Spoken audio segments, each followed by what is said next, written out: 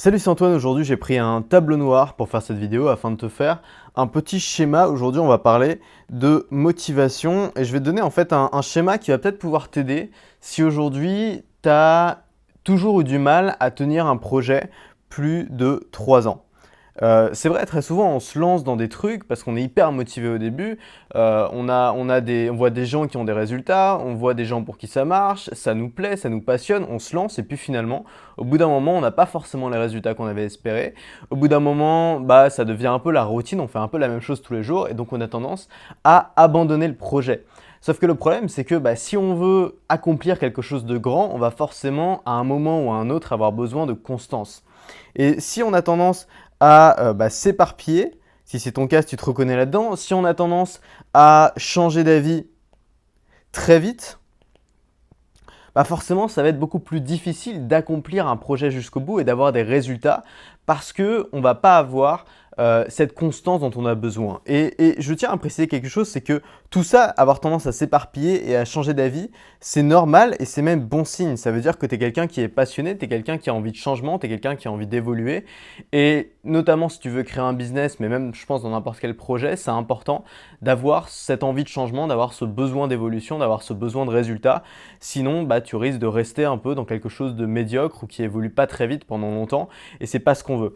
Donc juste, moi aussi je suis dans ces cas-là, moi aussi j'ai beaucoup de mal à me lancer dans un projet durable, moi aussi j'ai tendance à m'éparpiller, moi aussi j'ai tendance à changer d'avis et j'ai trouvé une sorte de schéma, alors avant c'était un peu dans ma tête, là j'ai mis sur papier, mais une sorte de schéma qui m'aide finalement à rester constant dans un projet. Donc moi mon projet principal c'est cette chaîne YouTube, tout en évoluant et tout en trouvant de la nouveauté et du changement et c'est ce schéma que je voudrais partager avec toi maintenant.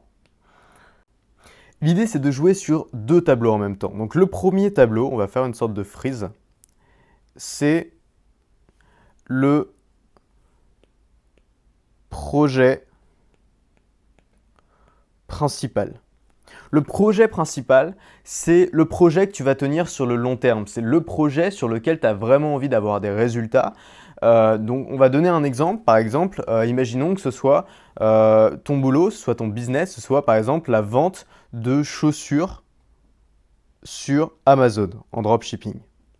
La vente de chaussures sur Amazon, donc en gros, tu es en contact avec, je sais pas, une usine chinoise qui fabrique des chaussures, tu poses ta marque dessus et tu les vends sur Amazon. Pourquoi pas? Imaginons que ça soit ton projet principal, tu sais qu'il va te falloir plusieurs années pour que ce soit vraiment rentable, pour que ça te rapporte vraiment de quoi faire évoluer ton business.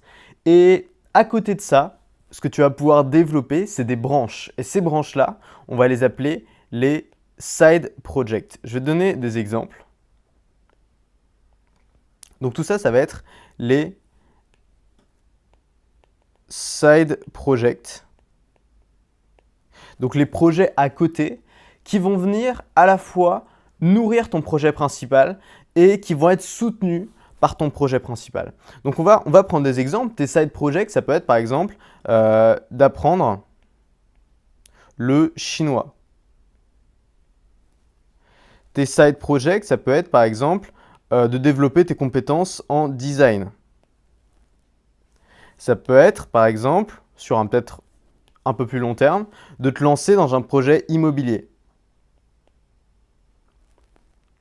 Et en fait, ce qui est intéressant avec ce schéma-là, avec cette façon de voir les choses, c'est qu'au lieu d'avoir que des petits projets, tu as un projet principal qui est solide, qui est le projet qui te permet de gagner ta vie, et que ce projet-là va soutenir tes side projects et tes side projects vont, eux, de leur côté, nourrir ce projet principal. Prenons les exemples. Ton projet principal, c'est de vendre des chaussures en dropshipping sur Amazon que tu as acheté dans les usines chinoises. Évidemment, le side project d'apprendre le chinois va à la fois t'être utile et t'enrichir personnellement et en même temps, bien sûr, il va soutenir, il va nourrir ce projet principal puisque forcément ça va t'aider à faire grossir ton business, de pouvoir communiquer directement avec tes fournisseurs. De la même façon, développer tes compétences en design, ça va t'aider à améliorer peut-être l'expérience utilisateur, peut-être le branding, peut-être la marque de ton produit, et tes expériences en immobilier vont t'aider à finalement mettre de l'argent de côté et pouvoir soutenir ton business en cas de difficulté et pourquoi pas avoir des locaux pour pouvoir grossir et héberger du stock.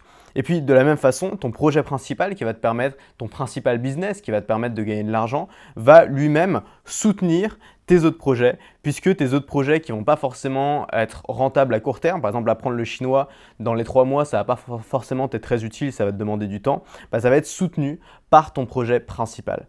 Et l'idée, c'est d'avoir évidemment sur un projet principal une durée plus longue, donc imaginons que ton projet principal il dure 10 ans, et tes side projects une durée plus courte, donc par exemple tu vas étudier le design pendant 6 mois. Et pour moi, ce schéma-là, il est un petit peu bordélique tel que tu le vois ici, mais ce schéma-là, c'est vraiment un schéma de projet motivant. Pourquoi? Parce que finalement, tu as le meilleur des deux mondes. D'un côté, avec ton projet principal, tu as la constance, tu as quelque chose qui est fiable, qui est sûr, qui évolue, qui avance dans le temps et dont tu as besoin de travailler sur plusieurs années pour récolter vraiment les fruits de ton travail. Et à côté, tu peux quand même combler ce besoin de nouveauté, combler ce besoin d'évolution dans de nouveaux domaines grâce à ces petits side projects qui ne sont pas très importants. C'est-à-dire que si tu échoues dans ces side projects, ce n'est pas grave. L'important, c'est que ton projet principal soit solide. Mais ces side projects vont t'aider à rester toujours motivé puisque tu auras toujours de nouveaux challenges, de nouveaux défis, de nouvelles difficultés que tu vas rencontrer.